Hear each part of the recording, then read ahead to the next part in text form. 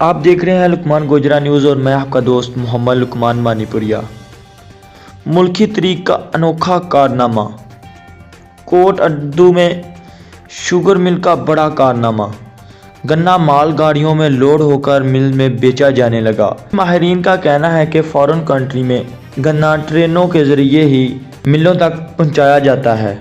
تفصیلات کے مطابق کوٹ اڈو سے گنا مال بردار گاڑی ریل کے ذریعے من پسند شوگر مل میں بھیجا جانے لگا۔